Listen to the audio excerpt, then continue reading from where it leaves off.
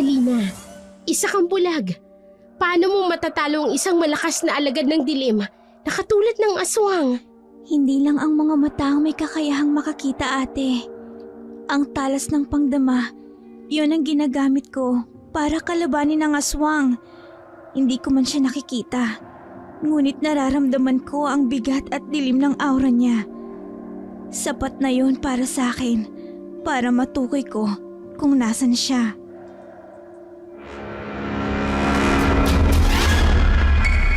Catalina, wala nang aswang sa panahon ngayon. Huwag kayong basta-basta maniniwala sa mga sabi-sabi na mayroong aswang. Matagal nang walang aswang. Huwag kang magpapaniwala dyan sa kapatid mo, Perpetua. Kung kailangan na persahin mo siyang tumigil sa panggagamot, gawin mo, Perpetua. Magandang araw po sa lahat ng masugid na tagapakinig ng Dark Shadow 101. Itago niya na lamang ako sa pangalang Perpetua. Katulad po ng iba, ako rin ay may karanasan kaugnay sa mga aswang at nais ko po itong ibahagi sa inyong channel. Sisimulan ko po ang aking kwento noong ako'y 18 taong gulang pa lamang. Magsilayas na nga kayo rito sa pamamahay ko! Tia Caridad, hindi niyo po kami pwedeng paalisin dito ni Catalina. At bakit hindi? Wala na ang ama ninyo. Patay na! Ano pang silbi niyo sa akin, ha? Magiging palamunin ko lamang kayo, lalo na yung kapatid mong bulag, Perpetua! Sa amin po ang bahay na to, kaya may karapatan po kaming manatili. Abat, hoy! Ang tapang mo namang bulag ka! Ako ang asawa ng ama niyo, kaya may karapatan ako sa lahat ng meron siya! Pero mga anak niya rin kami. Wala akong pakialam. Magsilayas na kayo! Layas! Huwag niyo naman pong itapon ang mga gamit namin, tsaka Caridad. Ang titigas kasi ng ulo ninyo. Hindi kayo marunong makinig. Gusto niyo yata kaladkarin ko pa kayo palabas ng bahay ko, ha? Napakasama niyo, tsaka Caridad. Huwag niyo na nga akong dramahan pa, Perpetua. Magsilayas na kayo ng kapatid mo! Mga peste kayo sa buhay ko! Umiiyak si Perpetua habang pinupulot ang mga damit nilang magkapatid. Kamamatay lamang ng kanilang ama at hindi nagdalawang isip ang kanilang madrasta na palayasin sila sa bahay. Habang pinipilit nilang pigilan ang hikbi, nararamdaman niyang mahinang tapik sa balikat. Paglingon niya, nakita niya si Catalina, ang kanyang kapatid na bulag, mula pa ng isilang. Naawa siya sa kalagayan nito. Si Perpetua ang nagsisilbing mga mata ni Catalina at hindi niya kayang pabayaan ang kapatid. Sa kabila ng sakit at hirap, alam niyang kailangan niyang maging matatag para kay Catalina. Saan na tayo ngayon pupunta, Ate Perpetua? Hindi ko rin alam, Catalina. Alam ko na! Ano? Sa simbahan! Pumunta tayo sa simbahan! Oo nga pala, Catalina. Munti ko nang makalimutan. Si Father Pascual, siya na lang ang pag-asa natin. Tayo na, ate. Pumunta tayo sa simbahan. Sige, tutulungan tayo ni Father Pascual. Tutulungan niya tayo, ate. Mabait si Father Pascual. Muling nabuhayan ng loob sina Perpetua at Catalina nang maalala nilang pare sa kanilang baryo. Mabait si Father Pascual. Palagi silang tinutulungan nito noon, kaya't nagpasya silang magbaka sakaling humingi ng tulong sa kanya. Pagkarating nila sa simbahan, agad nilang tinanong sa sakristan kung naroon si Father Pascual. Hindi naman nagtagal, dinala sila ng sakristan sa pari. Nakasuot pa ito ng sutana nang salubungin sila. Katatapos pa lang niyang magmisa para sa isang bagong kasal. Father Pascual, mano po. Mano po, Father Pascual? Kaawaan kayo ng Diyos. Oh, teka. Bakit dala ninyo ang bungkus ng damit ninyo? Ano ba ang nangyari? Pinalayas po kami ni Caridad. Gusto po sana naming humingi sa inyo ng tulong, Father. Oh, Diyos ko. Ano naman ang naisipan ni Caridad? Bakit niya kayo pinalayas? Lalong-lalo na kamamatay lang ng inyong amang si Nicanor. Pabigat lang daw ho kami sa kanya, Father. Ay, gusto niyo ba nakausapin ko siya upang pabalikin niya kayo sa bahay ninyo? Wag na po, Father. Mas magagalit lang po siya sa amin. Tama po si Catalina, Father. Eh kung ganoon, maaari naman kayong tumuloy dito sa akin. Pero puno na kasi ang kumbento. Mayroong bakanting kubo ang simbahan na pag-aari. Pwede kayong tumuloy doon. At bilang kapalit, maaari ninyong bantayan ang mga pananim doon ng gulay. Ayos ba yun sa inyo? Maraming salamat po, Father. Huwag po kayong mag-alala. Magtatanim po kami ni Catalina ng mga gulay. Pangako po, hindi po kayo magsisisi na tinulungan niyo kami. Maraming salamat po, Father Pascual. Panata ako ng tumulong, kaya wag na ninyo akong pasalamatan. Basta ugaliin ninyong hindi makakalimot sa pong may kapal, ha? Opo, Father. Hinding-hindi po. Palagi po kaming nagdarasal, Father, at nagpapasalamat sa Kanya. Masayang-masayang magkapatid dahil tinulungan sila ng mabait na pare. Agad silang nagtungo sa isang bahay kubo na pinahiram sa kanila. Medyo may kalayuan ito mula sa baryo at malapit sa gubat. Maliit lamang ang kubo, ngunit maaliwalas at tahimik ang paligid.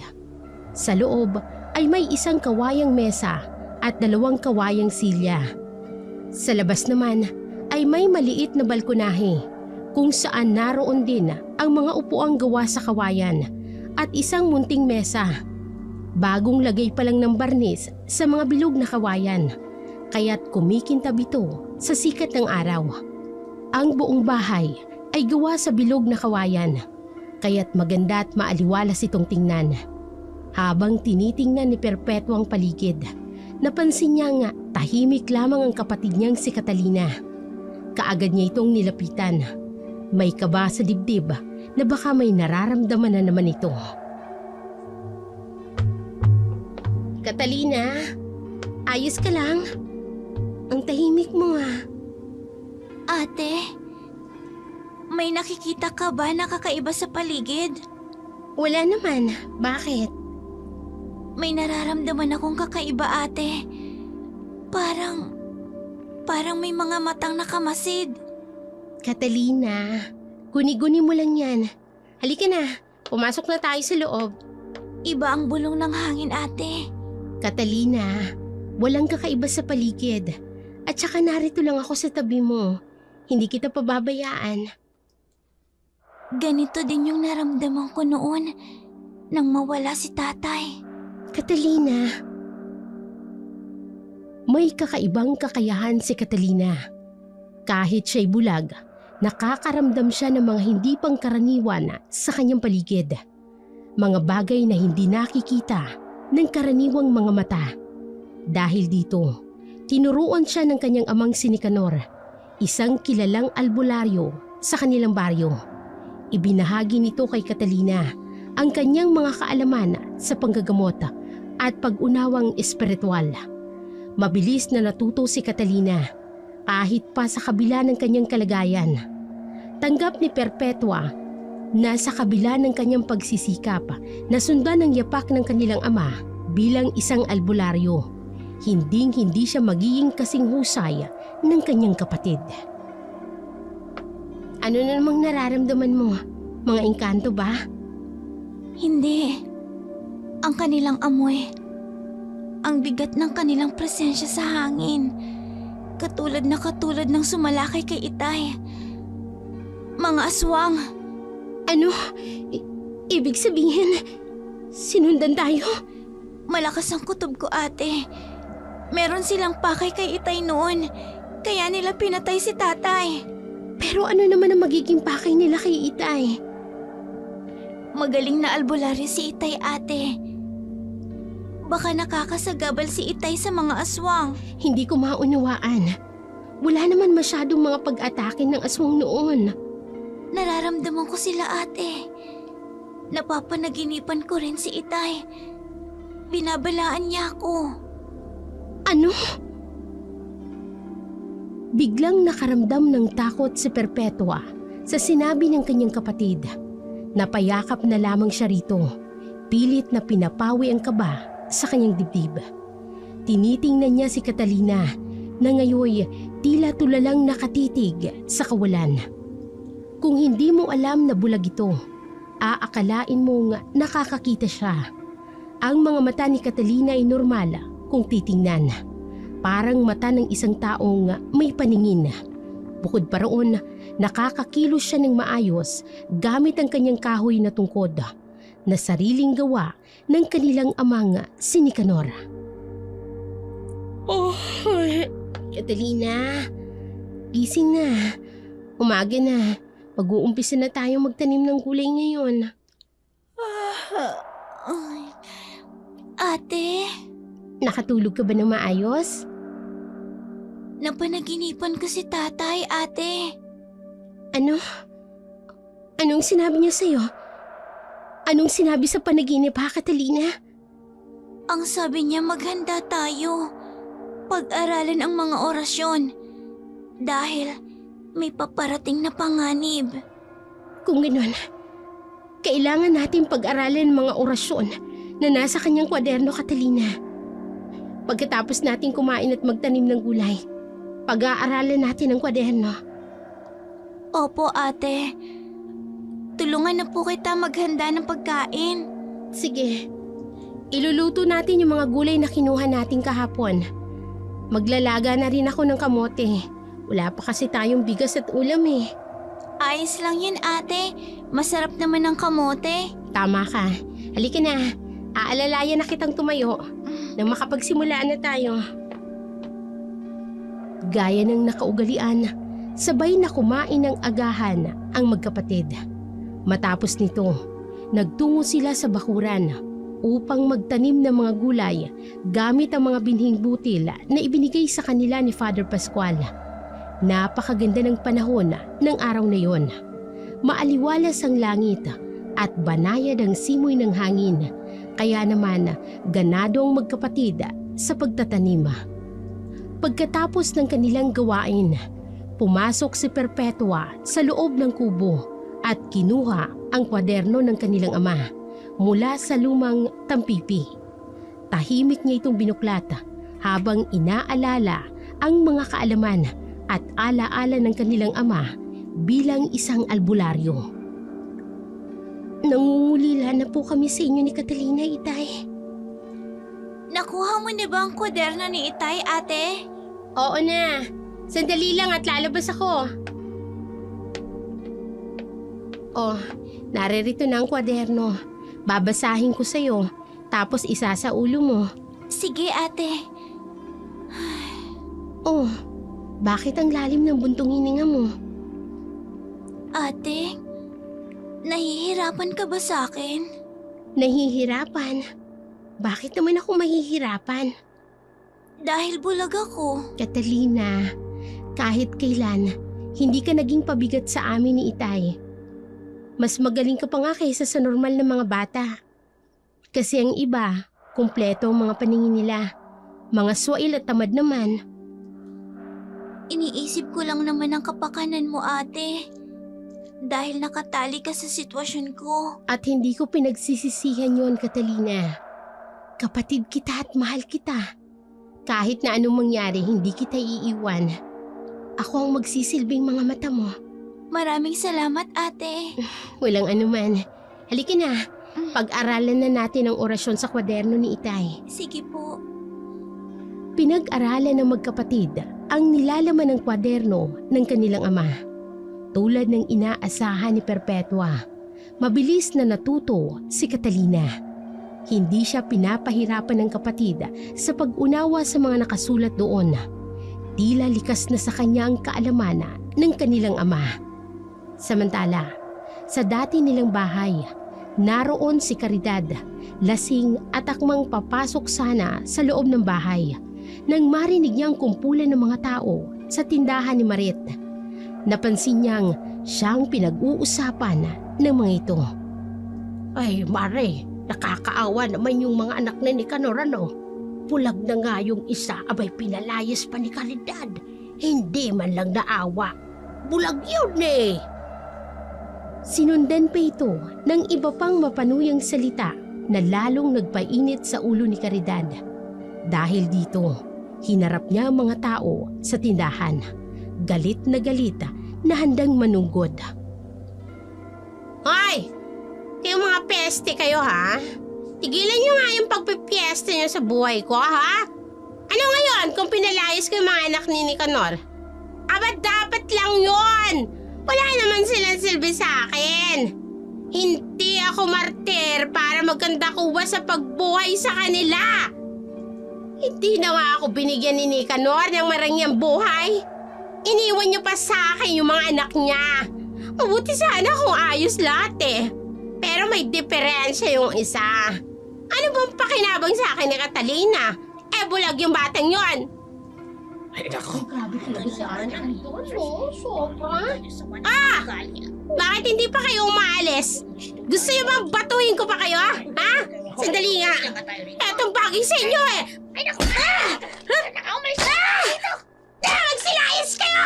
Umalis kayo rito! Yan! Ganyan! Tumakbo na kayo, mga buwisit! Kaagad na nagsipulasan ng mga tsismosa na nagkukumpulan sa harap ng tindahan ni Marita. Sa takot na batuhin nga sila ng lasing na si Caridad. Pero bago pa sila tuluyang tumakbo, may ilan pang nagsalita at sinabihan si Caridad. Napakasama mong tao! Wala kang puso sa ginawa mo kina Catalina at Perpetua! Ha? Samantala, sa bahay kubo ng magkapatid, katatapos lang nilang pag-aralan ang ilan sa mga orasyon mula sa kwaderno ng kanilang ama. Bigla namang dumating si Father Pascual. May dala itong isang may kalakihang plastic bag.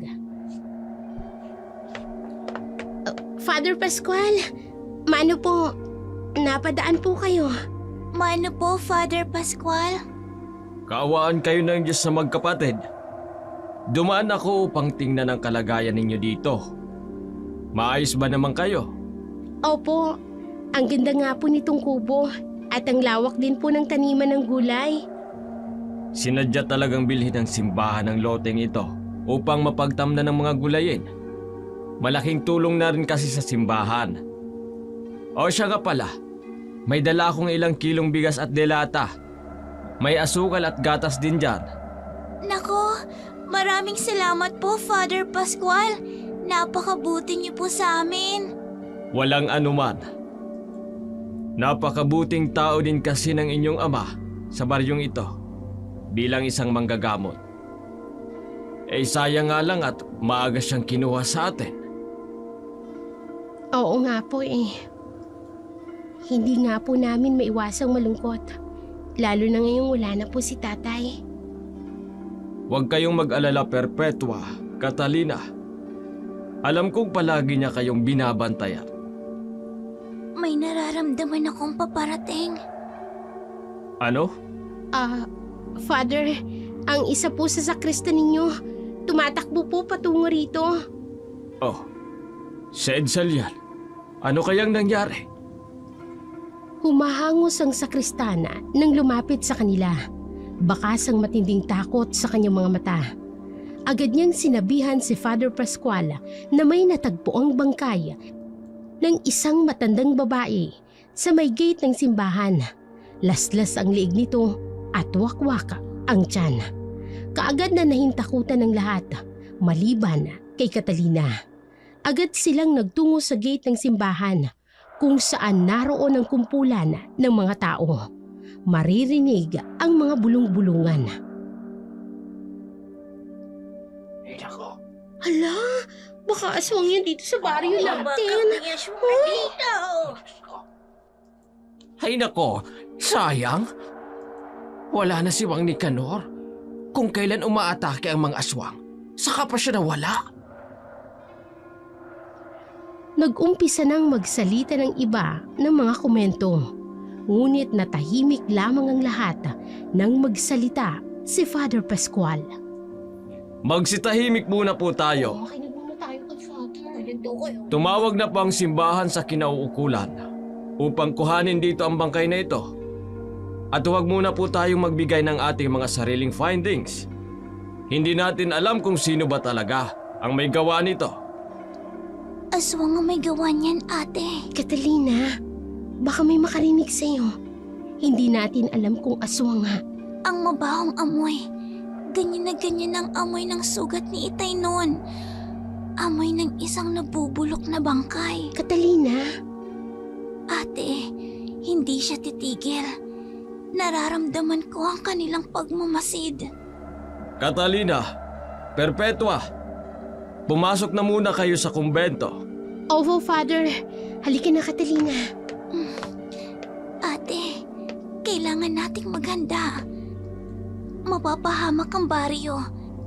Kapag itinago natin, kung hindi natin sila babalaan. Pero Catalina, wala tayong sapat na ebidensya na aswang nga ang may gawa. Nakakailang hakbang pa lamang ang magkapatid paalis nang mamataan sila ng isang matandang taga-baryo. Agad sila nitong itinuro at nagsalita. Ay, hindi ba mga anak niya ni Nicanor? Ay, baka damanan nila ang angking galing ni Nicanor sa pagiging albularyo. Ay, di ba mga kasama sa tingin ninyo? Baka nga may pinamana si Nicanor. Kaagad na napatigil sa paglalakad ang magkapatid. Humigpit ang hawak ni Perpetua sa braso ni Catalina. Hindi niya alam ang gagawin. Samantalang si Catalina ay nananatiling tahimik at kagaya ng inaasahan, si Father Pascual na naman ang muling nagsalita. Sandali lamang po. Hindi po ibig sabihin na mga anak sila ni Nicanor ay namana na nila ang angking kakayanan ng kanilang ama. Huwag na po natin silang guluhin. Hayaan muna natin silang makapagbabang luksa. Magsiuwi na lamang po kayo. At malalaman din natin ang tunay na sanhi ng pagkamatay ng kaawa-awang matandang ito. Halika na, Catalina. Umalis na tayo. Baka mamaya magpumilit sila na magtanong. Halika na. Sige po, ate. Hindi natin pwedeng ipaalam sa kanila na may karunungan tayo sa panggagamot. Lalo ka na, Catalina. Nauunawaan ko, ate. Pumasok ang magkapatid sa kumbento at tahimik na naupo sa bangkong gawa sa kahoy. Tahimik na inililibot ni Perpetua ang kanyang paningin sa buong paligid. Samantala, ang kanyang kapatid ay nananatiling walang imik. Maya-maya pa, pumasok si Father Pascual. Halatang problemado ito dahil sa mga nangyari. Pasensya na kayo. Nasaksihan niyo pa ang ganong klaseng krimen. Hindi ko maunawaan kung anong nangyayari sa panahon natin ngayon. Ano po ang sabi ng mga pulis? Baka daw adik ang may gawa. Hindi pa rin kumpirmado. Hindi po kaya aswang?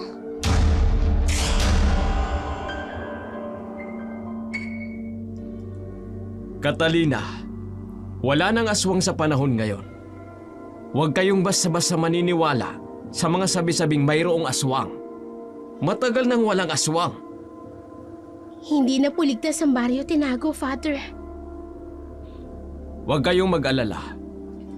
Ginagawa na ng mga pulis ang lahat sa abot ng kanilang makakaya upang malaman kung sino ba talagang salarin. Mabuti naman po kung ganon, Father. O siya nga pala. Naalala ko ang sinabi ng isang matanda kanina. May nagmana nga ba sa inyo ng angking galing ni Nicanor? Wala po. Catalina, Ganun ba? Hindi niya man lang ba kayo tinuruan? Sinubukan niya po. Pero dahil bulag ako, wala ding nangyari. Hindi ko naman po kasi mabasa ang mga orasyon niya. Si ate naman walang hilig sa panggagamot. Ganun ba? Sayang naman. Ay, Nawalan tayo ng isang magaling na albularyo na katulad ng inyong ama. Magaling pa naman siyang manggamot gamit ang mga herbal. Malaking tulong yun sa mga taong salat at walang kakayanang pumunta sa ospital. Napakunot ng noo si Perpetua nang mapatingin sa kanyang kapatid. Hindi niya maunawaan kung bakit nagsinungaling ito kay Father Pascual. Kaya naman, habang pauwi na sila pabalik sa kanilang tinutuluyang kubo, hindi na iwasan ni Perpetua na magtanong kay Catalina.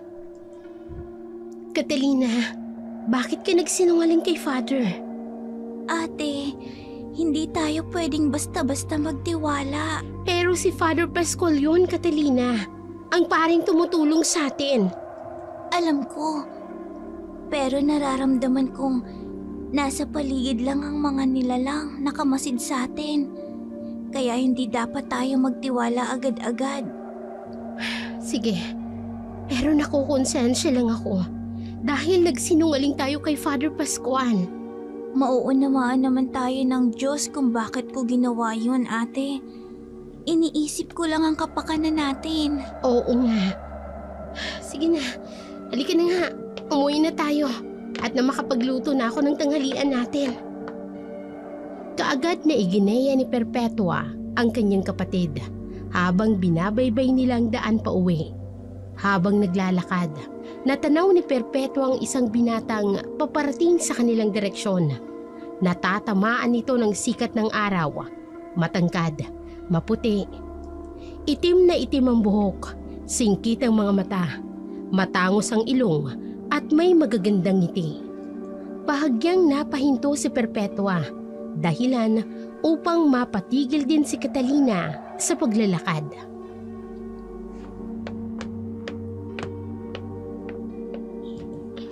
Magandang tanghali sa inyo.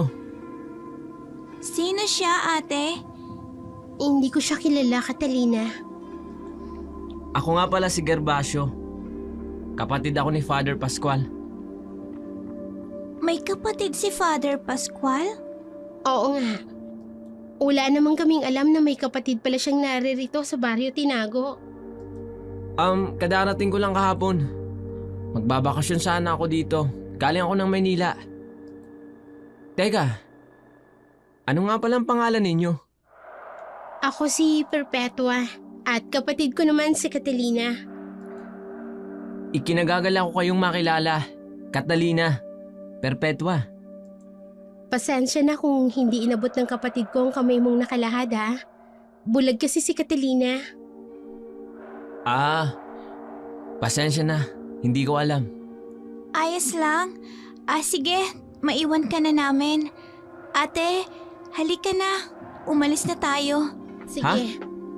Sandali. Oh, Pwede ko ba kayong makausap man lang ng matagal? pasensya na, Gervasio. Kailangan na naming umuwi ng bahay.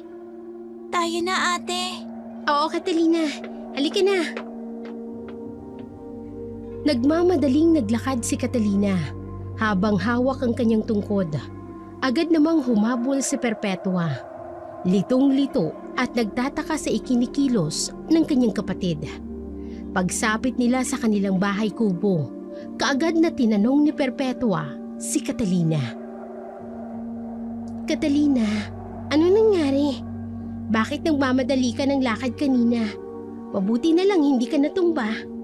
Kakaiba lang ang pakiramdam ko sa lalaking yun, ate Perpetua. Mukha naman siyang mabait, Catalina. Isa pa, kapatid siya ni Father Pascual. Basta, may kakaiba akong naramdaman sa kanya, ate. Ay, Catalina, hindi lahat ng tao masama. Matuto kang magtiwala sa mga tao sa paligid mo. Lalo ng mga taong tumutulong sa atin. Ganyan din nun si tatay, ate. Catalina, Huwag na nating ulitin ang pagkakamali ni Itay, ate. natahimik na lamang si Perpetua sa sinabi ng kanyang kapatid. Totoo naman kasi ang sinabi nito. Masyadong mabait ang kanilang ama kahit pa sa mga taong hindi niya kilala. Kinabukasan, maagang naglabas sa ilog si Perpetua. Habang naiwan naman si Catalina sa kanilang bahay, Nakaupo ang dalagita sa may balkonahe. Habang hawak ang kanyang tungkod, nang bigla niyang maramdaman ang isang hindi pamilyar na presensyang papalapit. Sino yan? Catalina! Ako ito. Si Gervasio. Anong ginagawa mo dito? Nais ko lang sanang dumalaw sa inyo. Wala ang ate ko. Bumalik ka na lang mamaya o kaya bukas. Hindi naman ate mo ang ipinunta ko dito eh. Ikaw. Ilang taong ka na? 20 anyos na ako. 13 anyos lang ako. Malaking bulas lang ang katawan ko at matangkad, kaya hindi ako madalas mapagkamalan sa aking edad. Catalina, Umalis ka na. Maghanap ka ng kaedad mo. Hindi kaagad nakapagsalita si Gervasio. Pinagmasdan niya ang anyo ni Catalina sa kanyang harapan. Kung hindi nito sinabi na 13 anyos pa lang siya, hindi mo aakalain. Matangkad ito para sa kanyang edad. May hubog na rin ang katawan. Maganda at maamo ang mukha nito. At mas kahali-halina ang inosenteng ganda kumpara kay Perpetua na mas mataray ang aura. Ngunit kung ikukumpara, mas matalas at prangkang magsalita si Catalina. Napabuntong hininga ang binata bago nagpaalam kay Catalina. Ngunit sa kanyang pagtalikod, naramdaman niya ang panibugho sa kanyang dibdib. Samantala, muli na namang dumayo si Caridad sa inuman. Suot ang isang sexy na damit. Pumasok ito sa inuman. At kaagad na nakaagaw ng pansin sa mga lalaking nakaupo sa gilid habang umiinom ng beer. Pogi, pwede ba akong makiupo dito sa tabi mo? Sige. Wala naman akong kasama eh. Thank you. Ako nga pala si Caridad. Pero pwede mo naman akong tawaging Carrie. Sige ba? Ako naman si Gervasio. Ngayon lang kita nakita dito, Gervasio. Dayo ka ba rito sa Barrio Tinago? Oo. Kapatid ako ni Father Pascual. Talaga? Aba, hindi ko alam na may kapatid pala na kasing gwapo mo si Father. Salamat. Sa Maynila kasi ako namamalagi. Oh, kaya naman pala. May ba ako? Bakit umiinom ka mag-isa? May problema ka ba? May babae kasi akong nagugustuhan. Kaso, hindi ko siya kaedad. Ibig mong sabihin, hindi ka pumapatol sa hindi mo kaedad. Ay, sayang. Type pa naman sana kita. Well, maganda at sexy ka nga. Talaga? Ikaw rin. Ang gwapo mo at ang laki ng muscles mo. Pwede bang haplusin yan? Oo naman. Gusto mo ipagpatuloy sa labas? Pwede.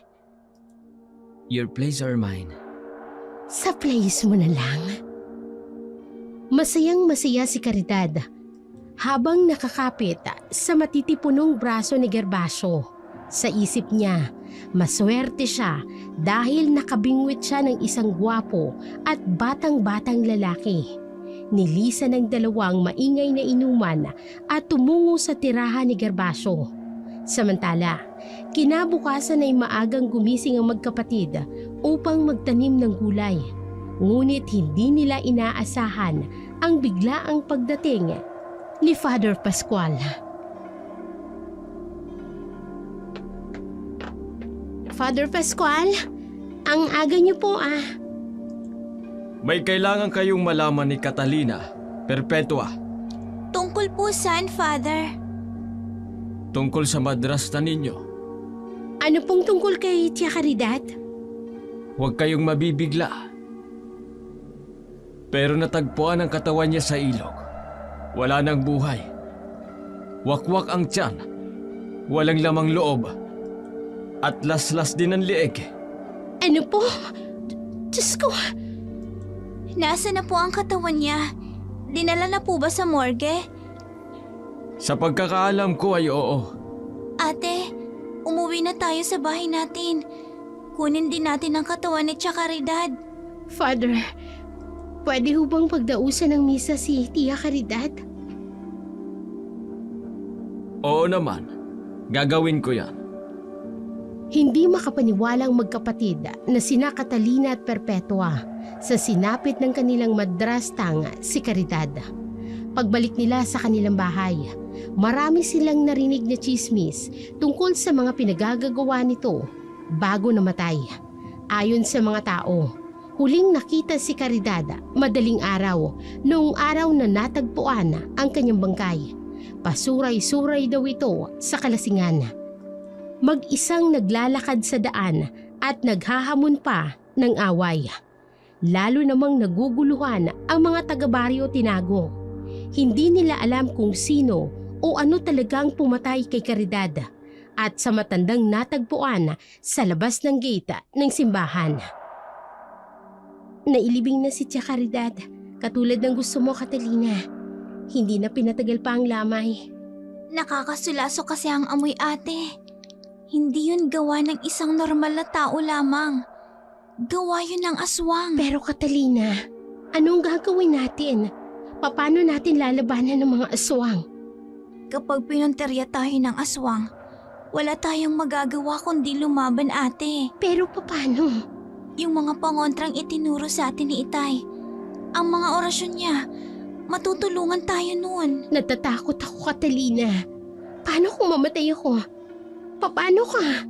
Huwag kang magsalita ng ganyan, ate. Hindi ko hahayaang mangyari yan. Hindi lubos maisip ni Perpetua ang pangamba para sa kalagayan ni Catalina. Bulag ang kanyang kapatid. Kahit pa may kaalaman ito sa mga pangontra laban sa mga aswang, wala pa rin itong sapat na laban dahil sa kapansanan nitong hindi nakakakita. Nakakaramdam siya ng matinding pagkahabag para kay Catalina. Kinabukasan, nagtungo si Perpetua sa tindahan ni Marit upang bumili ng miswa at hebi para sa kanilang umagahan. Ngunit sa kanyang paglalakad, napansin niyang isang pamilyara na figura. Perpetua! Gervasio, anong ginagawa mo dito? Duman ako sa bahay kubo na tinitirhan nyo dati. Umalis na pala kayo doon? Oo. Bumalik na kami dito sa dati naming bahay. Namatay na kasi yung madrasta namin na nagpalaya sa amin. Sino? Si Tia Caridad. Caridad? Teka, tama. Natatandaan ko na. Ha? Ang alin? Nakainuman ko kasi siya nung nakaraang gabi. Magkasama kayo nung gabing namatay siya? Oo. Pero pagkatapos naming mag-inuman, umuwi na ako. At umuwi na rin siya. Wala kang ideya kung sinong pumatay sa kanya? Wala eh. Hindi ko alam kung sino ang kriminal na may gawa sa kanya nun. Nagtataka man, hindi na inusisa pa ni Perpetua ang binata. Matapos niyang mabili ang mga kailangan, nakiusap ang binata na kung maaari siyang sumama sa kanilang tahanan. Wala nang nagawa si Perpetua kung hindi ang pumayag. Pagkarating nila sa bahay, naroon si Catalina. Agad itong napakunot ng noo nang maramdaman niyang may ibang kasama ang kanyang ate. May iba kang kasama, ate? Oo, Catalina, si... Gervasio? Paano mo nalaman? Magandang umaga sa'yo, Catalina. Pati ba naman dito, nasundan mo kami? Catalina, huwag ka namang ganyan kay Gervasio. Pasensya ka na sa kapatid ko, ah. Ano ka ba? Ayos lang. Catalina, gusto ko lang naman kayong kumustahin ng magkapatid. Maayos naman kami. Pwede ka nang umalis. Catalina, huwag kang bastos sa panauhin natin, ha? Hindi natin siya panauhin, ate. Klaro pa sa sinag ng araw na sinusundan niya tayo. Catalina, huwag kang ganyan. Wala namang masamang intensyon si Gervasio. Pero ate, Dito siya kakain ng agahan. kasalo natin. Perpetua, wag na. Nakakahiya naman. Huwag kang mag-alala. Ako ang bahala sa kapatid ko. Dito ka lang magluluto lang ako. Lihim na napangiti ang binata nang makita niya ang inis ng magandang mukha ni Catalina. Namumula ito hindi sa hiya, kung hindi dahil sa inis. Samantala, si Catalina naman ay hindi maipaliwanag ang nararamdaman tuwing nasa paligid ang binata. May kakaiba itong aura, mabigat at parang may itinatagong bagay na hindi niya mawari. Hindi niya rin maintindihan kung bakit hindi ito napapansin ng kanyang ate. Marahil ay nabighani na si Perpetua sa taglay na kagwapuhan ng binata. Lalo na't minsan ay nabanggit nitong gwapo raw si Gervasio. Habang nasa hapagkainan sila, hindi maiwasan ni Catalina ang mapangiwi. Dinig na dinig niya kung paano asikasuhin ni Perpetua ang binata. Tila ba espesyal na bisita o higit pa roon. Gervasio, heto ang kape. Ako ang nagtimpla niyan. Gustong gusto ng tatay ko yan kasi masarap daw. Salamat, Perpetua. Masarap nga. Ikaw, Catalina, gusto mo ba ng kape? Preskong gatas ng baka ang iniinom ko. Salamat na lang. Talaga? May bagong anak na baka sa pastulan ni Kaapyong. Gusto mo bang ihingi kita? Huwag na. Naku, Gervasio. Gusto mo ako na lang ang ikuha mo? Mahilig din ako sa gatas. O sige, pwede naman. Kailan tayo magtutungo ron? Pwede tayong pumunta doon pagkatapos natin kumain.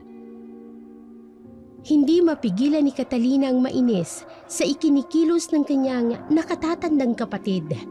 Sinabi nitong mahilig siya sa gatas, pero ang totoo ay nasusuka siya rito. Mas hilig talaga niya ang tableya.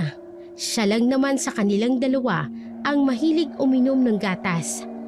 Pagkatapos nilang kumain, inaya siya ng binata na sumama sa kanila, pero umayaw siya. Mas gugustuhin niya pang mag-isa kesa makisama sa dalawa. Pagsapit ng dilim ay hindi pa rin bumabalik ang kanyang kapatid. Agad siyang nakaramdam ng kaba, lalo na nang maramdaman niya ang isang kakaibang aura sa paligid. Parang may masamang presensya na nagmamasid. Nasaan ka na ba, ate? Gabi na. May naririnig akong mga yabag. Sino yan? Catalina! Gervasio? Nasaan ang ate ko? Anong ginawa mo sa kanya? Relax. Wala akong ginawa sa ate mo. May binili lang siya sa tindahan. Kanina mo pa ba akong pinagmamasdan? Oo. Hindi ko kasi mapigilang pagmasdan ka sa malayo. Pedophilia ka ba? Catalina, mabigat na akusasyon yan. Wala akong ginagawang masama. Sa ngayon wala pa. Bakit ba ang init ng dugo mo sa akin? Hindi mo naman ako kilala. At lalong-lalo na hindi mo ako nakikita dahil bulag ka. Pero kung husgahan mo ako, wagas. May hindi nakikita ang mga mata na nararamdaman ng isang tulad kong hindi binayayaan ng paningin. Gervasio, wag na wag kang magkakamaling saktan ng ate ko o gawan siya ng masama. Hindi kaagad nakapagsalita ang binata. Tila ba nakaramdam siya ng takot sa sinabi ng bulag na si Catalina. Ewan ba niya, kahit bulag ito, pakiramdam niya'y alam nito ang bawat kilos at galaw niya. Nasa ganoon silang ayos nang dumating si Perpetua. May dala itong gulay na papaya at sardinas. Nagpalipat-lipat ng tingin nito kina Gervasio at Catalina bago tuluyang nagsalita. Anong nangyayari dito? Bakit ang tahimik niyo? Wala naman, Perpetua. Siya nga pala. Kailangan ko nang umuwi. Ha? Wag na muna. Dito ka na kumain. Magluluto ako ng ginisang sardinas sa papaya. Saluhan mo na kami. Sa susunod na lang. Sige, maiwan ko na kayo. Catalina, aalis na ako. Salamat ulit, Perpetua, ah. Sandali lang!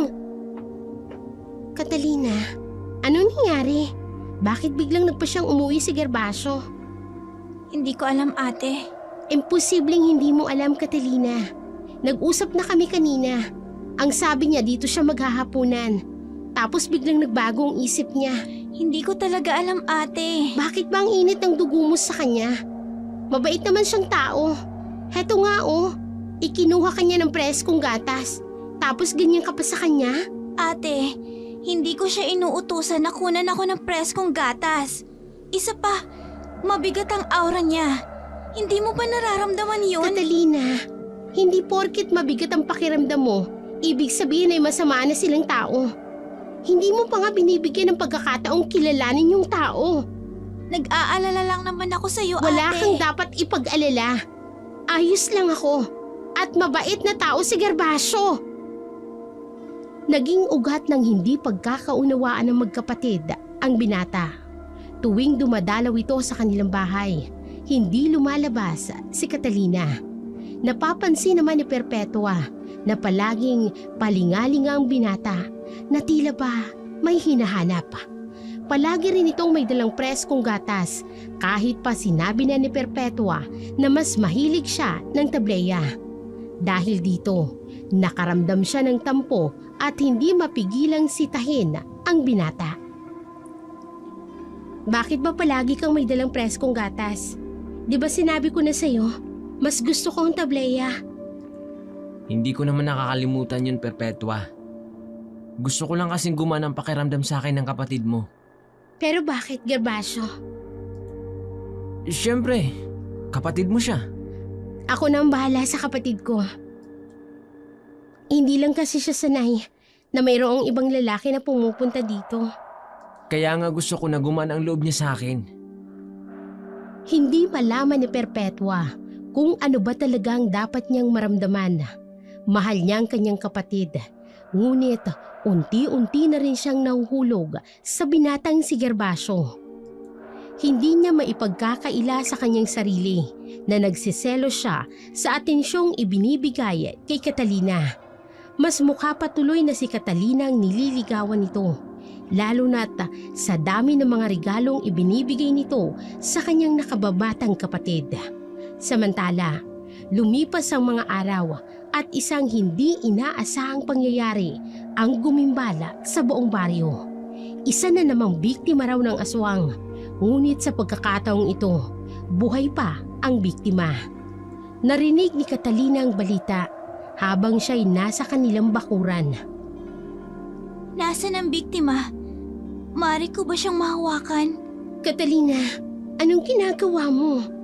Nais ko lang malaman kung magagawa ko siyang tulungan, ate. Pero paano, Catalina? Gagamutin mo siya? Paano kung umasa ang mga tao na kaya mo siyang gamutin? Walang masama kung susubukan ko, ate. Dalhin niyo ako sa sinasabing biktima ng aswang. Makiusap. Catalina! Walang nagawa si Perpetua kung hindi ang sumunod sa kanyang kapatid. Dinala siya ng mga tao sa bahay ni Agapito kung saan nakahiga ang anak nitong si Nene na umuungol sa sakit. Lumapit si Catalina, hinawakan ng bata at marahang bumulong ng isang orasyon. Maya-maya lang, kumalma ang bata. Agad na nagkomento ang mga tao sa nasaksihan. Narinig pa nilang bulong-bulungan ng ilan. Nako! Namana ni Catalina ang galing ni Nicanor! Hindi na tayo dapat na mabahala, mga kababaryo! Meron na tayong bagong albularyo! Mabuhay ang albularyo! Pagkatapos gamutin ni Catalina ang bata, binigyan niya ito ng mga pangontra na mahigpit na binalaan na huwag munang lalabas ng bahay. Pagka-uwi sa kanilang tahanan, agad siyang kinausap ni Perpetua. Catalina, bakit mo ginawa yun? Ngayon alam na ng mga tao na marunong kang magpagaling. Gusto ko nang tumulong, ate. Marami nang nabibiktima ang mga aswang. At habang nananahimik tayo, mas lalo silang naghahasik ng lagim. Paano kung balikan nila tayo? Nakalimutan mo na ba ang sinabi mo sa akin noon? Maaaring pinatay nila si Itay dahil isa siyang albularyo. Iniligay mo ang buhay natin sa kapahamakan, Catalina. Ate Perpetua, hindi kita maunawaan. Dati naman proud ka kay Itay. At gusto mong tulungan ng mga taga-Baryo Tinago. Kaya nga nag-aral ka rin manggamot, di ba? Noon yun, Catalina. Dahil ba kay Gervasio? Mahal ko na siya, Catalina. At gusto kong bumuo ng pamilya kung sakaling alukin niya ako ng kasal. Hindi makapaniwala si Catalina sa sinabi ng kanyang ate. Ngunit wala naman siyang magagawa kung talagang magdidesisyon nitong mag-asawa. Hindi naman siya nito responsibilidad. Pagkatapos ng kanilang pag-uusap, naging mas madalas ang pagdalaw ni Gervasio sa kanilang bahay. Lalo na nang sagutin ni Perpetua ang pag-ibig na inaalok nito. Samantala, lalong umugong sa buong baryo ng Tinago ang husay ni Catalina sa panggagamot. Maraming tao ang dumadayo sa kanilang tahanan upang magpagamot. May isang matanda pang nagsabi na malakas ang espiritual na diwa ni Catalina. Kahit pa ito ay bulag. Sa kabilang dako naman, inis na inis si Perpetua sa kasintahan nitong si Gervasio. Nakakainis si Gervasio. Hanggang ngayon, hindi niya pa rin ako inaalok ng kasal. Hindi ba ilang buwan pa lang naman kayo? Kahit na, Catalina, palagi ako nagpaparinig sa kanya na gusto ko nang bumuo ng pamilya. Pero parang bingi siya, parang wala siyang naririnig. Baka wala pa sa isip niyong magpakasal, Ate Perpetua. At kailan niya gusto? Kapag matanda na kami. Ate, 18 ka pa lang naman ah. Ang bata mo pa. Catalina, wala naman sa edad yun eh. Kaya niya naman na akong buhayin. May maganda siyang trabaho. May sakahan sila. Hindi ko maisip kung ano pang humahadling sa kanya para yayain ako magpakasal. Hindi ko rin alam, ate. Tigilan mo nga muna yung pagdikdik mo ng halamang gamot na yan. Hindi ka naman binabayaran mga taong ginagamot mo. Ate, ano bang nangyayari sa'yo? Oh, bakit? Totoo naman. Ikaw itong pagod na pagod sa katutulong sa kanila. Tapos ni hindi ka man lang maabutan ng bayad kahit 100 man lang. Ate, masaya ako sa ginagawa ko. Ewan ko sa'yo. Pareho kayo ni tatay. Napailing na lamang si Catalina sa mga sinasabi ng kanyang ate. Ibang-iba na ang ugali ni Perpetua. Hindi na itong dating maunawain at mabait na kapatid. Simula na maging kasintahan nito si Gervasio, tila ba nagbago na ito. Naging magaspang na rin ang ugali at pananalita. Nasa ganun silang ayos nang bigla nilang marinig ang kapitbahay nilang si Marit na sumisigaw, tila takot na takot. 7:00 na noon ng gabi, kaya karamihan sa mga tao ay nasa loob na ng kani-kanilang bahay. Muling narinig ang sigaw ni Marit. Mas malakas, mas desperado na ngayon. Aniya, may aswang. Tulungan daw siya dahil inaatake siya ng aswang. Agad namang nagsilabasan at nagsitakbuhan ng mga kapitbahay upang tulungan si Marit. Ngunit huli na ang lahat. Ang naiwan na lamang ay ang nakakakilabot na pagaspas, hudyat na meron ngang aswang. Mga kapitbahay, maghanda kayo! Hindi lang ito ang susunod na pag-atake sa atin ng mga aswang. Magtulungan tayo para mapuksan natin sila. Catalina, tama na nga. Umuwi na tayo. Ate, hindi ko pwedeng pabayaan ang mga kabaryo natin. Sigurado ako nakikita mo ang sinapit nila Aling Marit. Hindi ka ba naawa sa kanila? Paano mo naman lalabanan ng mga aswang? Nagdududa ka ba sa kakayahan ko, ate? Dahil ba bulag ako? Ikaw ang nagsabing yan, hindi ako. Huwag ka mag-alala. Gagawin ko to ng mag-isa.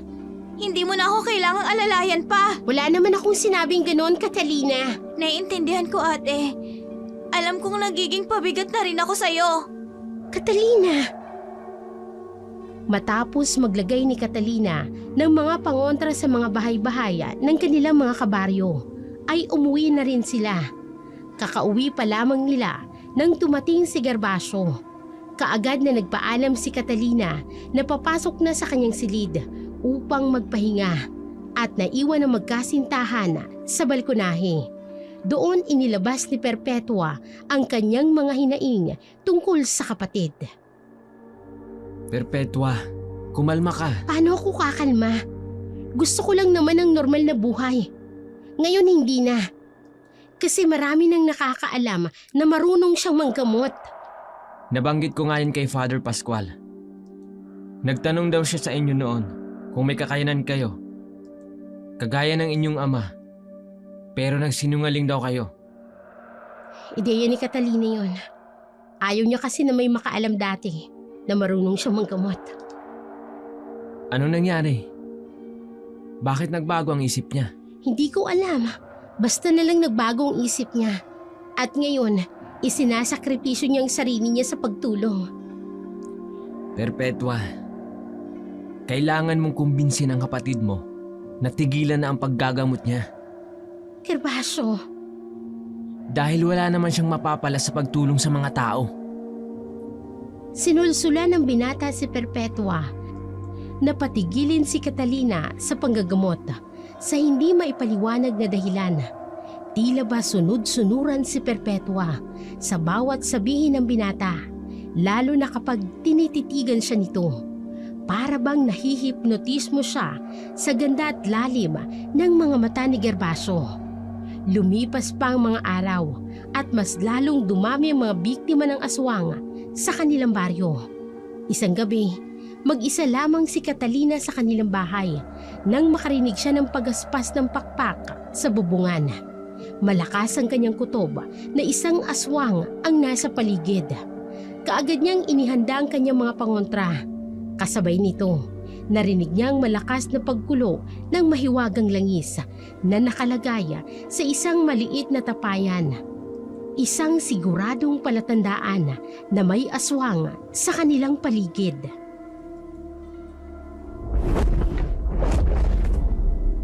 Naaamoy at nararamdaman ko ang bigat ng presensya mo, aswang! Kung ayaw mo mamatay, lumayo ka sa aming tahanan! At tigilan mo ang pagpatay sa mga tao dito sa Baryo Tinago!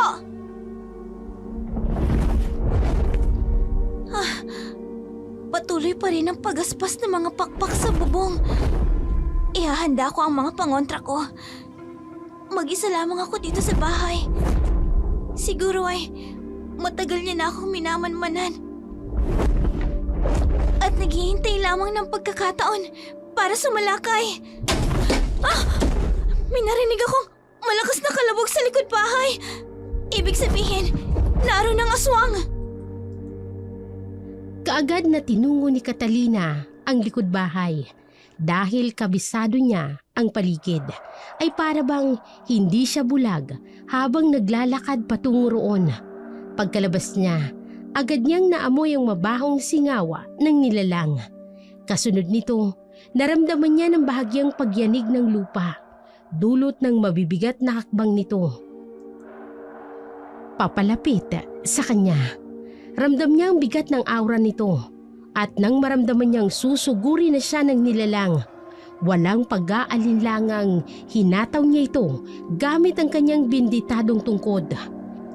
Isang malakas na sigaw ang binitawan ng nilalang matapos itong tamaan.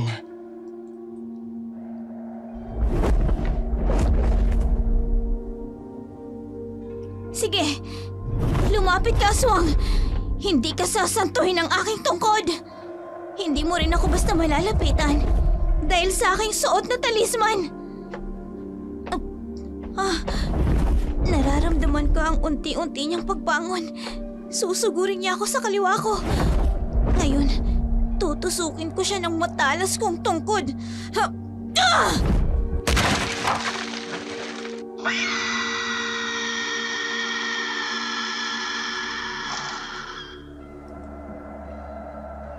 Muling umalingaw ang nakatatakot na boses ng aswang.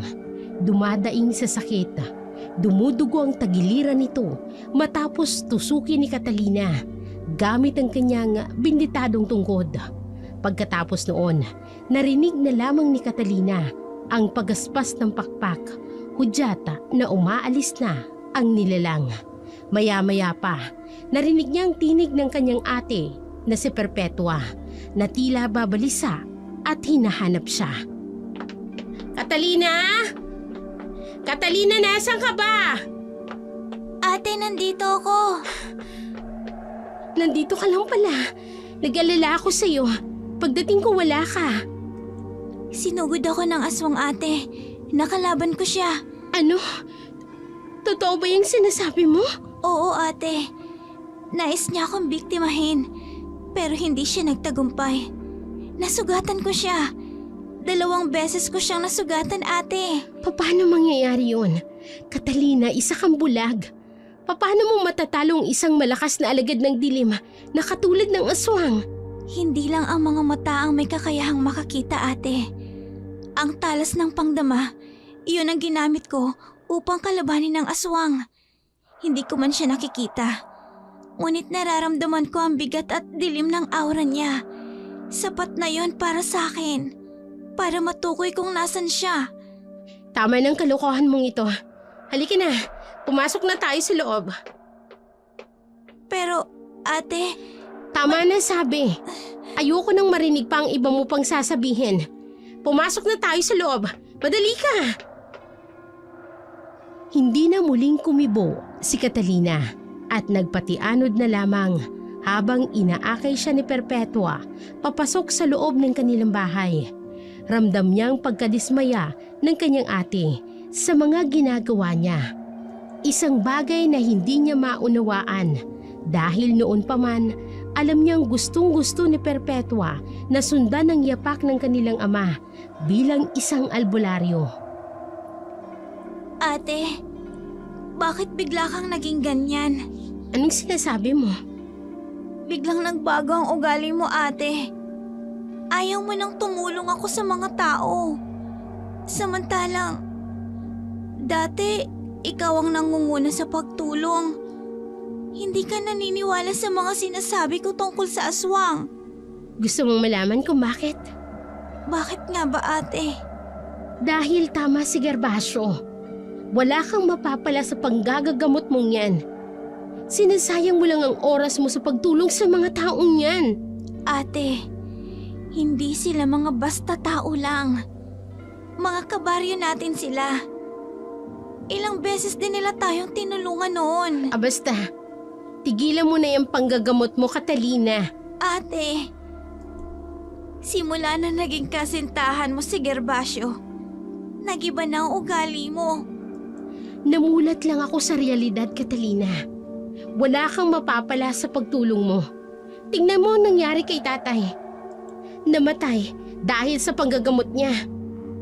Pero masaya ako sa ginagawa ko, ate. Pwes ako, hindi ako masaya, Catalina. Kapag hindi ka tumigil dyan sa ginagawa mo, iiwanan talaga kita.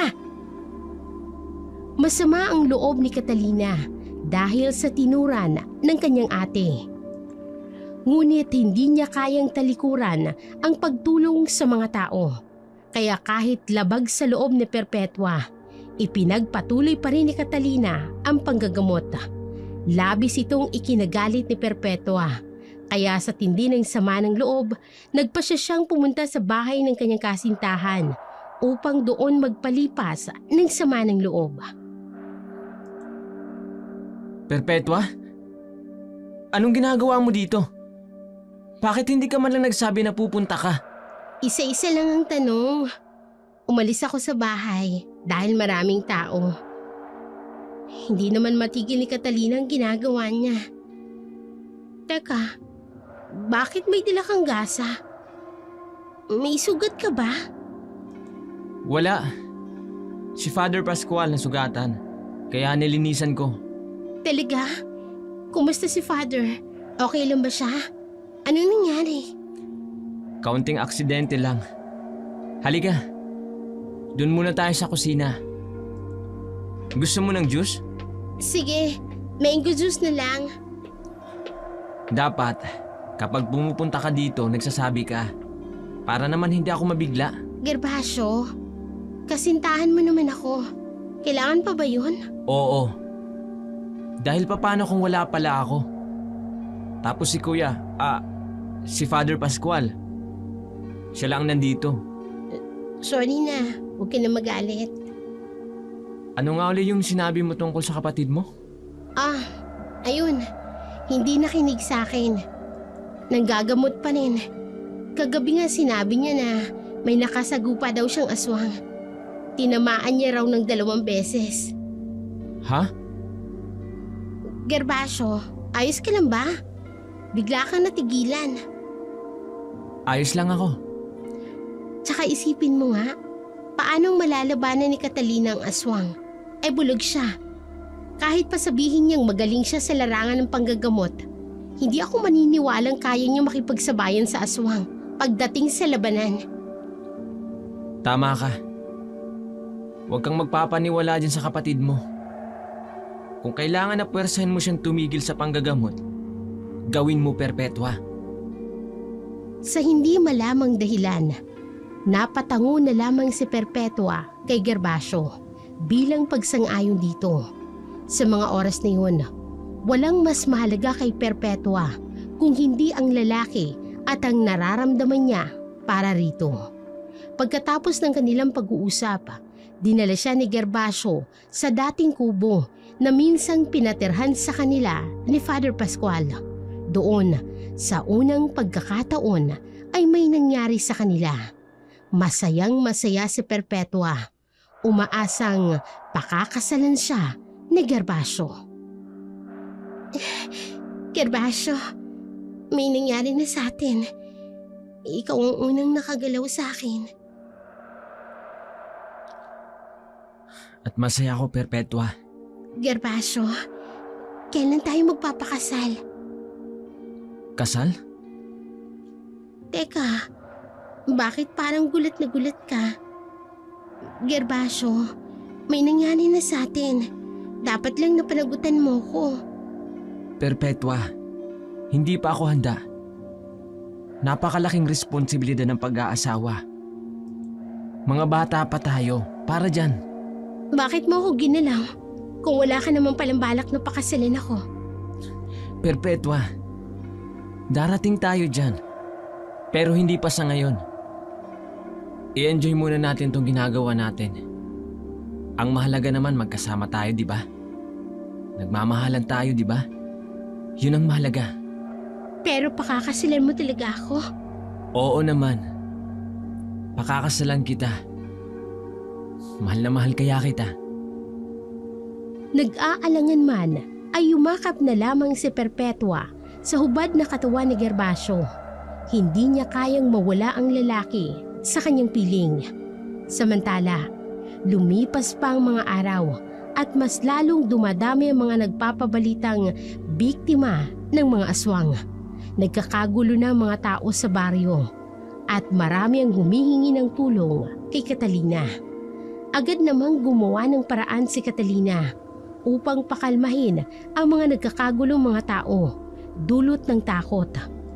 Matapos niya silang pulungin at bigyan ng mga paalala at pangontra, unti-unti na ring nagsiuwian ang mga tao. Saktong pag-uwi noon ni Perpetua, hindi nalingid kay Catalina ang ginagawa ng kanyang ate. Marami na rin siyang naririnig na chismis tungkol dito at kay Gervasio. Hindi ka talaga titigil sa pagtulong sa mga taong yan, Catalina? Masaya ako sa ginagawa ko, ate. Inaaksaya mo lang ang oras mo sa mga taong yan. Wala kang mapapala sa pagtulong sa kanila. Meron, ate. Masaya ako na may naililigtas akong buhay. At ang buhay mo, kailan mo balak ayusin? Ikaw, ate. Kailan mo balak ayusin din ang buhay mo? Bakit ka pumapayag na makipagsiping nang hindi ka naman kasal? Ang bastos ng bibig mo! Oh, Catalina, pasensya na. Hindi ko sinasadya. Nabigla lang ako. Ayos lang. Sige, maiwan na kita, ate. Kailangan ko rin magpahinga. Teka lang, Catalina! Catalina, sorry! Hindi ko sinasadya. Nadala lang naman ako ng emosyon ko. Catalina! Ay, Diyos ko. Ano ba itong nagawa ko? Bakit sinaktan ko ang kapatid ko? Matapos ang tagpong yun, hindi maiwasan ni Catalina ang makaramdam ng tampo sa kanyang kapatid. Ni minsan kasi ay hindi siya nito pinagbuhatan ng kamay, lalo na ng kanilang ama. Lumipas pa ang mga araw at patuloy na dumarami ang mga biktima ng aswang sa kanilang baryo. Pare-pareho ang uri ng pagpatay, malalim na sugat, nawawalang lamang loob. Kaya mas lalong bumalot ang takot sa baryo Tinago. Dinig na dinig mula sa loob ni Catalina ang mga usapan ng mga tao sa labas. Ako, ay dapat kumilos na tayo. Oo nga. Dapat nating hanapin at patayin ang mga swak. Ay, dapat tulungan tayo ni Catalina. Siya ang albularyo ng ating baryo. Matutulungan niya tayo.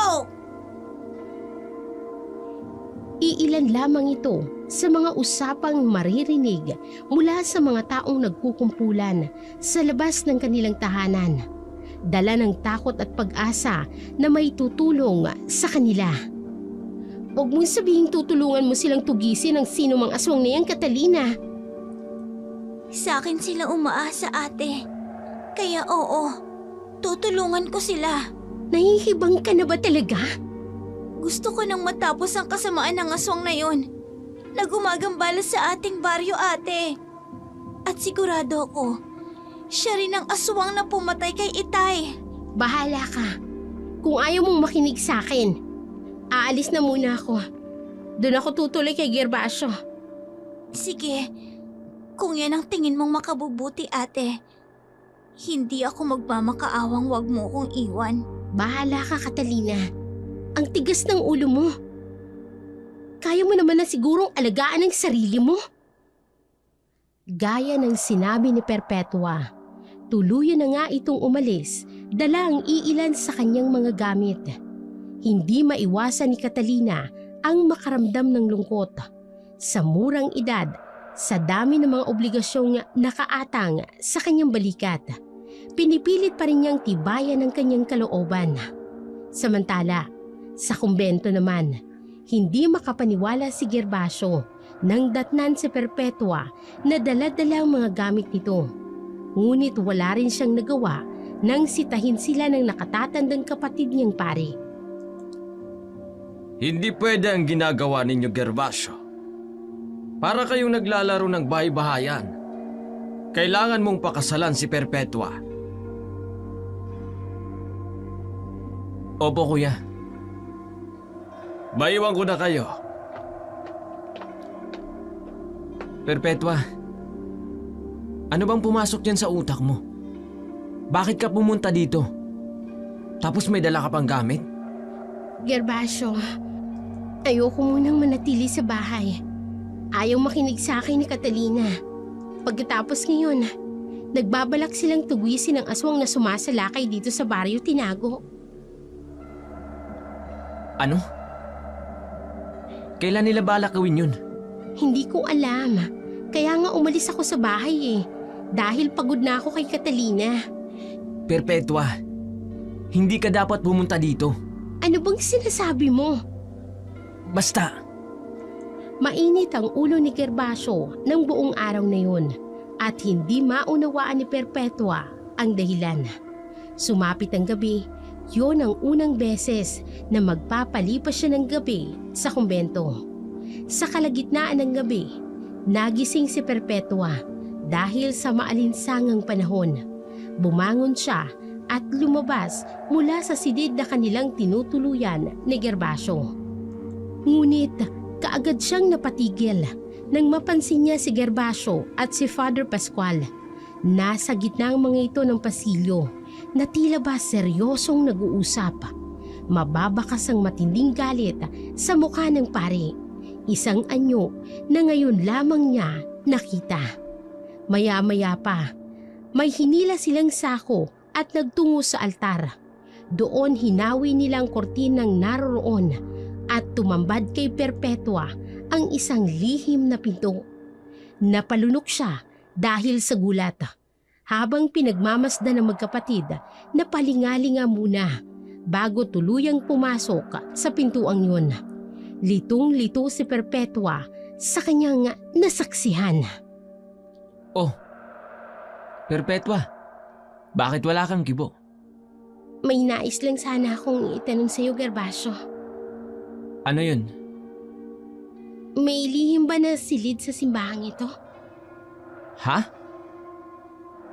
Ano namang klaseng tanong yan? Siyempre wala. Sigurado ka? Perpetua, wala nga. At bakit naman magkakaroon ng lihim na silid ang simbahan na ito? Ganun ba? Teka nga, bakit bigla ka yata naging interesado? Wala naman. Naitanong ko lang. May napanood kasi akong pelikula. Merong lihim na silid, yung simbahan. Kung ano-ano kasing pinapanood mo eh. Bilisan mo na palang pagkain mo. Kailangan tulungan mo ako sa paggagapas ng damo. Ano? Oh, bakit ayaw mo? Aba, Perpetua, hindi naman pwedeng humilata ka na lang maghapon. Habang ako, nakabilad sa katirikan ng araw. Kaya kung gusto mong manatili dito, kailangan mo akong tulungan sa mga gawain ko. Hindi kaagad nakakibo si Perpetua. Tulala siyang nakatitig kay Gervasio. Ibang-iba na ito sa Gervasio na una niyang nakilala. Ngayon ay tila nagbago ng anyo nito. Hindi na sweet at maalaga. Palagi na itong pasigaw kung siya ay kausapin. Lumipas ang araw na yun. Pagod na pagod si Perpetua sa paggagapas ng damo at sa pagbubuhat ng baldi-balding tubig, pandilig sa mga halaman. Ngunit sa kabila ng lahat, ni minsan ay hindi siya tinulungan ni Gervasio. Sa halip, pinanood lamang siya nito na para bang wala siyang pakialam kung napapagod na ang dalaga. Uuwi na ako sa aming, Gervasio. Ano? At bakit ka uuwi? Hindi ba gusto mo na dito? Ibang-iba ka na. Hindi na ikaw ang dating Gervasio na minahal ko. Nakaranas ka lang ng kaunting hirap, nagrereklamo ka na. Konting hirap. Halos mawala na ako ng ulirat dahil sa pagod. Tinulungan mo man lang ba ako? O sige, kung gusto mong umalis, sige, hahayaan kita. Pero sa isang kondisyon. Kondisyon? Kalayaan mo, kapalit ng kapatid mo. Ano? At anong kinalaman dito ni Catalina? Perpetua, hindi mo ba nahahalata? Si Catalina talagang gusto ko. Pero bida-bida ka. Kaya pinatulan kita para makalapit pa ako kay Catalina. Hayop ka? Napakabata pa ng kapatid ko. Tapos pinagnanasaan mo na? May sakit ka ba sa utak, ha? May sakit na sa utak kung may sakit. Pero siyang gusto ko. Siyang mamahalin ko. At handa ako maghintay. Kung ganun, tama ang kapatid ko sa kutob niya sa'yo. Sana pala naniwala na lang ako sa kanya. Sana hindi ako naniwala sa'yo. Ano, Perpetua? Pumapayag ka ba sa kondisyon ko? Minsan ko nang nasaktan ng kapatid ko nang dahil sa'yo. Hindi ko na ulit hahayaang mangyari yun. Kaya hindi. Hindi ako papayag sa kondisyon mong pedopilya ka. Aalis na ako ngayon at babalik ako sa kapatid ko. Hindi ka aalis hanggat hindi ko nakukuha si Catalina. Ano ba? Kaya halika dito. Sumama ka sa akin! Bitiwan mo ako, Gervasio. Ano ba? Nasasaktan ako. Talagang masasaktan ka. Oras namang pumiglas ka ba? Ano ba? Bitiwan mo ako. Gervasio, ano ba? Hindi ka po ring umalis. Dito ka lang. Nasasaktan ako. Alis! Tama na, nasasaktan na ako, Gervasio! Tulong! Parang dito ka lang! Dito ka lang! Itiwan mo na ako! Nasasaktan Okay ka lang! Akin ka lang! Patuloy na hinila ni Gervasio si Perpetua. Bingis sa mga pakiusap ng dalaga, napakawalan siya. Hanggang sa makarating sila sa harap ng altar. Hinawin ni Gervasio ang nakatabing na kortina at tumambad ang isang luma at lihim na pinto. Binuksan ito ni Gervasio at nasilayan nilang kadiliman sa loob. Isinara niya ang pinto at gamit ang isang maliit na flashlight. Muling hinila si Perpetua pababa sa isang mahabang hagdanan. Sa dulo ng hagdanan, narating nila ang isang lugar na tila isang karsel. Sa gilid nito ay may malaking kadena na nakakabit sa magkabilang dulo ng pader. Nanlaki ang mga mata ni Perpetua dahil sa hilakbot nang makitang isang babae sa gitna ng mga kadena. Mahaba ang buhok at ang mga kuko at makikita sa kanyang katawan ang malalaki at itim na ugat na tila ba gumagapang sa balat nito. At nang itinaas ng babae ang kanyang ulo, sumalubong kay Perpetua ang matatalim at mamula-mulang mga mata nito. Hindi siya ang iyong pagkain, inay. Inay? Aswang ang nanay mo? Oo, Perpetua. Aswang ang aming ina. Kung ganun, aswang ka rin? Hindi kami aswang ni Kuya. Tanging si inay lang ang napasahan ng sumpa ng mga demonyong aswang. Kung ganun, kayo ang bumibiktima sa mga tao sa baryong ito na nagkukubli kayo rito sa simbahan ng baryong tinago. Oo. Lahat sila binibiktima ni inay. Gusto mo bang malaman kung paano namatay ang iyong madras ng si Caridad? Binitag ko siya at ipinakain ko kay inay. Hindi ko naman kasalanan, malandi siya eh. Siya ang unang lumapit sa akin. Hindi na tuloy ako nahirapang makahanap ng biktima. Hayop ka! Napakasama niyo! Akala ng mga tao mabubuti kayo. Yung pala, masasama kayong nilalang. Matalino ang kapatid ko, hindi ba? Sinong mag-aakala na ang isang pare ay may inang aswang? Napakahayop niyo! Mga demonyo kayo! Pakawalan mo ko rito, Gervasio! Uuwi na ako sa kapatid ko! Ano ba? Pakawalan mo ko! Hindi ka uuwi sa kapatid mo, Perpetua. Huwag kang mag-alala. Dadalhin ko siya rito. Para naman makita mo siya sa huling sandali ng buhay mo. Hindi! Huwag mong gagalawin ang kapatid ko, Gervasio! Itatali muna kita. Ano ba? Babalikan na lamang kita rito kapag nakuha ko na si Catalina.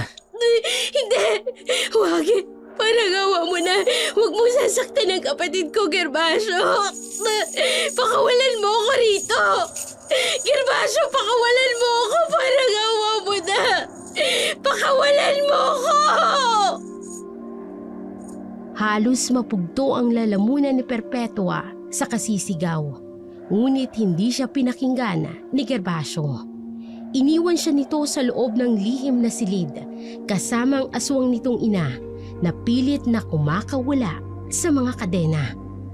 Takot at matinding pagsisisi ang bumalot kay Perpetua habang nanginginig siya sa isang sulok. Pinagmamasdan ng nilalang na unti-unting nangangalit sa pagkakatali. Samantala, sa bahay ni Catalina, nakarinig siya ng pagkatok sa kanilang pintuan. Pinakiramdaman muna niya ang paligid bago dahan-dahang tumayo at binuksan ito. Sa pagbukas ng pinto, agad niyang naramdaman ang pamilyar at mabigat na presensya.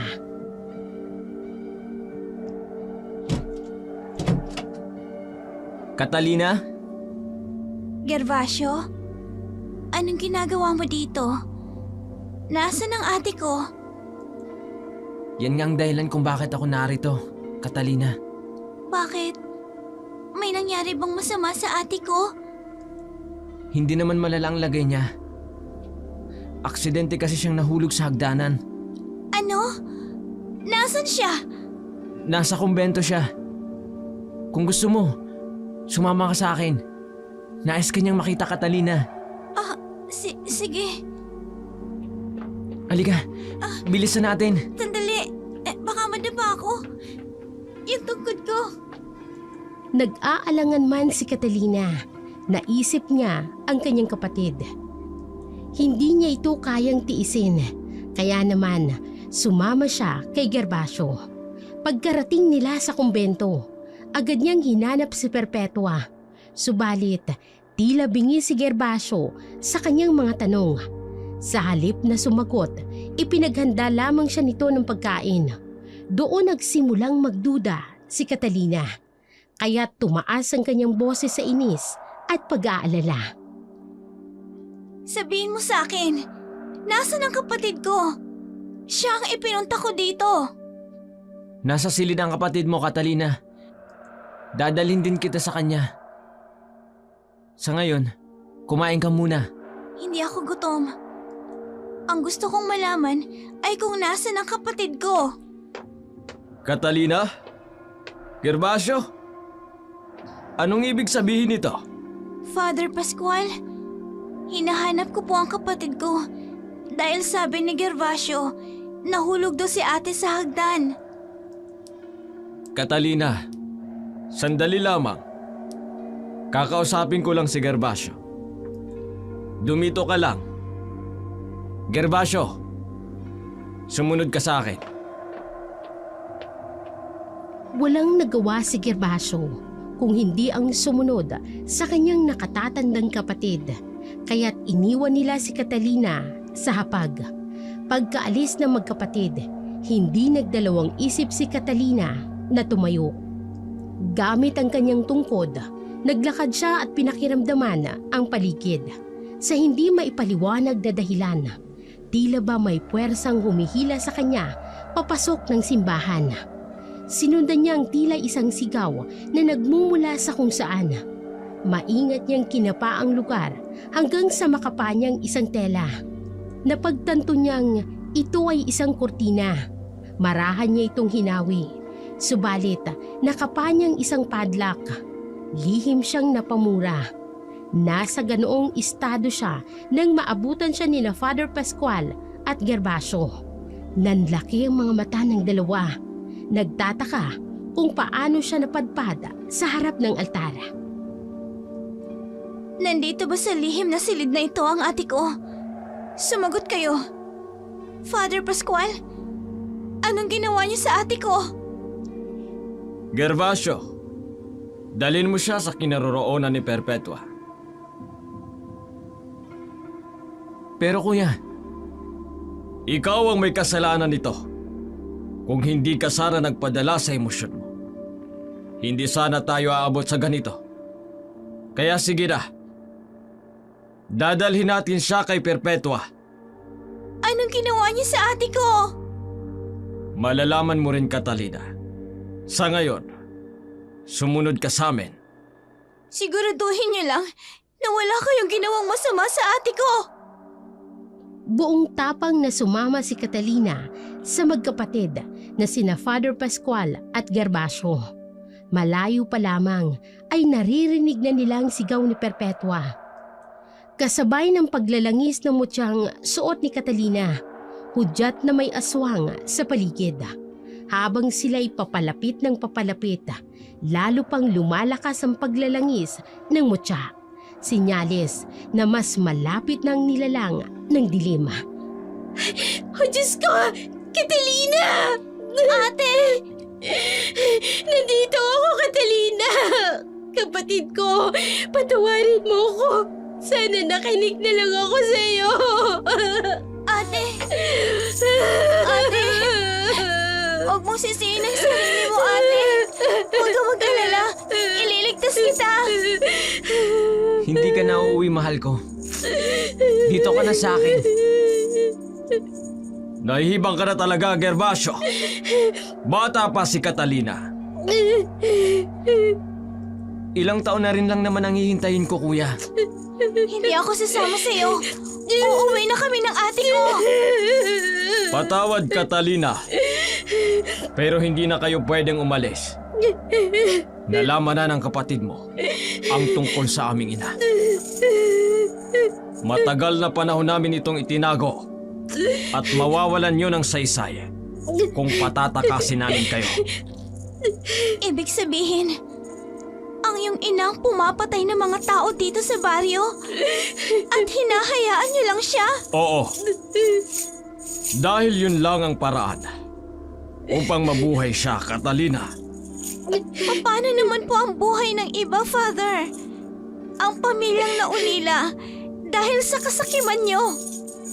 Ang aking ama. Kayo rin ba ang dahilan ng pagkamatay niya? Oo. Pinatay siya ni inay. Dahil sagabal siya sa amin. Hindi ko kayo mapapatawad sa mga kasalanang ginawa niyo! Catalina! Anong gagawin mo?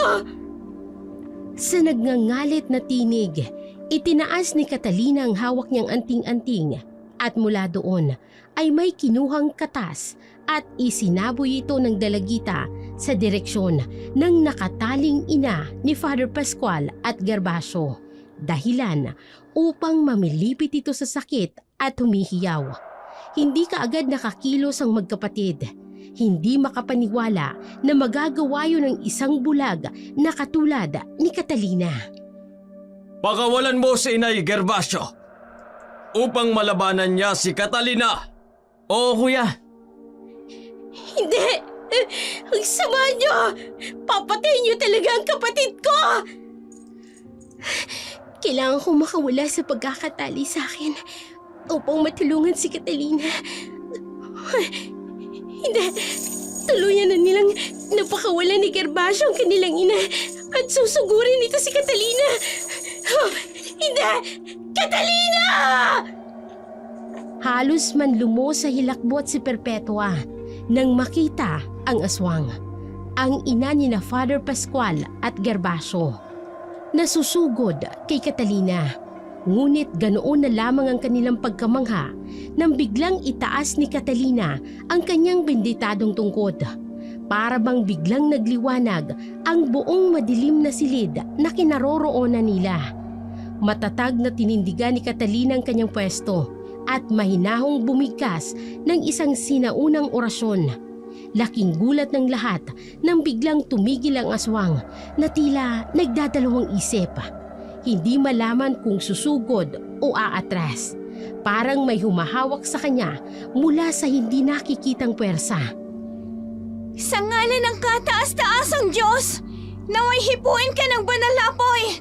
Mangyari ang aking kalooban sa pamamagitan ng banal na liwanag. Huminto ka! Halimaw ng dilim! Bumalik ka sa kailaliman! Hindi! Inay! Kuya! Si inay! Namimilipit siya! At ang kanyang mga balat unti-unting nasusunog! Sa liwanag ng Diyos, inuutusan kita! Humina ka! Espiritu ng kadiliman! Sa ngalan ng Ama at ng Anak at ng Espiritu Santo, sa liwanag ng katotohanan at lakas ng kabanalan, igapos ang iyong katawan, baliin ang iyong kalooban. Tumakas ka ngayon, nilalang ng kapahamakan, sapagkat lalamunin ka ng liwanag ng walang hanggan! Hindi! Inay! Anong ginawa mo? Sinunog mo ang aming ina! Nararapat lamang siyang bumalik sa kadiliman. Father Pascual, alam mo yan. Walang hiya ka! Wala kang alam sa sakripisyong ginawa sa amin ng aming ina. Sinalo niya ang sumpa para sa aming magkapatid. Tapos pinatay mo lang siya! Pinatay niyo rin ang aming ama. Pinagkatiwalaan ka niya dahil ang buong akala niya alagad ka ng Diyos. Pero ginamit mo lang pala siya para ikubli ang iyong kasamaan, Father! Nagawa namin yon dahil sa pagmamahal namin sa aming ina. Pwes, itinama lang ng kapatid ko ang mga kasama ninyo. Catalina, nakawala na ako sa pagkakatali ko. Halika na, umalis na tayo rito. Oo, ate. Sa akala nyo ba, hahayaan pa namin kayong makatakas matapos ang ginawa ninyo sa aming ina? Hulihin sila, Gervasio! Catalina, takbo! Oo, ate. Habulin natin sila! Gervasio! Huwag nating hayaang makatakas ang magkapatid na yan! Oo, kuya! Sige, Kumapit ka lang sa kamay ko. tumakbo kayo! Wala na kayong ibang mabubuntahan pa! Catalina, kahit anong mangyari, huwag kang bibitaw sa akin! Opo, Bilis! Opo! Mabilis na tumakbo ang magkapatid habang hinahabol sila ni Father Pascual at Gervasio. Walang habas nilang inakyat ang hagdanan upang makatakas muli sa lihim na silid. Ngunit maya-maya pa, naramdaman ni Perpetua na may humihila sa kanyang paa sa likuran. Bitiwan mo ako! Ano ba? Bitiwan mo ako! Hindi kayo makakatakas, Perpetua! Isusunod namin kayo kay inay! Magbabayad kayo sa ginawa ninyo sa kanya! Kayo ang magbabayad! Mga halimaw! Bitiwan mo sabi ang pa ako! Ate! Mauna ka na sa labas, Catalina! Humingi ka ng tulong sa taong bayan! Bilis! Opo, ate! Wala mang paningin si Catalina. Malakas ang kanyang pakiramdam. Kinapa niyang pintuan palabas ng lihim na silid habang naririnig pa niya ang pakikipagbuno ng kanyang kapatid kay Gervasio. Tumakbo siya ng matulin, hindi alintana kung may pader ba siyang mababangga o wala. Ang tanging nasa isip niya lang ay makahanap ng tulong. Laking gulat at takot niya nang may mabangga siyang isang tao. Maya-maya pa ay nagsalita ito at agad niyang nakilalang tinig, si Kapitan Mario. Kaagad siyang tinanong ng kapitan kung anong nangyayari. Swerte ni Catalina dahil dumaan sa simbahan si Kapitan Mario habang nagroronda upang kausapin sana si Father Pascual. Paalis na sana ito nang makita si Catalina na tumatakbo. Walang pag-aalinlangang ipinagtapat ni Catalina ang buong pangyayari. Nag-apoy sa galit ang mga mata ni Kapitan Mario. Kaagad niyang tinawag ang mga tanod upang pasukin ang simbahan. Sa kanilang pagdating sa lihim na silid, naabutan nila sina Gervasio at Father Pascual na itinatali si Perpetua. Ano ba? Pakawalan niyo kami! Wala kaming kasalanan! Hawakan niyo mabuti yan! Huwag mo kakawin! Huwag ka mong pumiglas! Loko mo! Sumama ko sa amin! Labag sa Diyos ang ginagawa ninyong ito. Pare ako ng baryong ito. Hindi niyo pwedeng gawin sa akin to. Magbabayad kayo! Perpetua! At ikaw, Catalina, sa oras na makalaya ko dito, hahanapin kita. Yon ay kung makakalaya ka pang hayop ka. Manloloko. Mas aswang ka pa kesa sa nanay mong aswang. Ate, umuwi na tayo. Nakuna na tayo ng statement ng mga pulis. Gusto ko nang umuwi. Sige, uuwi na tayo. Patawarin mo ako, Catalina. Ang laki ng kasalanan ko sa'yo. Wala na yun, ate. Kalimutan na natin yon. Ang mahalaga, makapagsimula tayong muli. Huwag kang mag-alala. Tutulong na ako sa panggagamot sa mga tao, Catalina. Talaga, ate? Tsak na matutuwa ang mga taga-baryo tinago sa atin, ate. Umuwi ang magkapatid sa kanilang bahay at marami ang mga taga-baryo na naghihintay sa kanilang pag-uwi. Malaking pasasalamat ng mga ito kay Catalina dahil sa kanyang ginawa ang pagpapatumba sa aswang sa kanilang baryo at ang pagkahuli sa magkapatid. Ngayon, naiintindihan ko na masaya pala talaga ang nakakatulong sa kapwa. Kaya naman pala hindi mo maiwan-iwan ito. Ganun rin si Itay. Masaya ako, ate.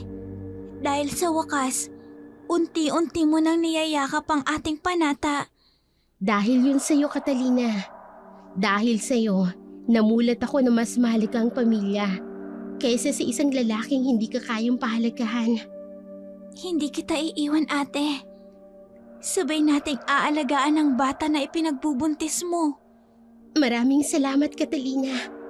Tunay na napakabusilak ng iyong puso. Matapos mahuli sina Gervasio at Father Pascual, ikinulong ang mga ito. Samantalang si Catalina naman, dahil sa kanyang tapang at kakayahan, ay tinawag na ang batang bulaga na albularyo na nagpatumba ng aswang. Ganito siya kinikilala ng mga taga-Baryo Tinago. Hindi na rin nag-asawa pa si Perpetua. Ibinuhos niya ang buong atensyon niya sa kanyang anak at sa pagtulong sa kanyang kapatid na si Catalina.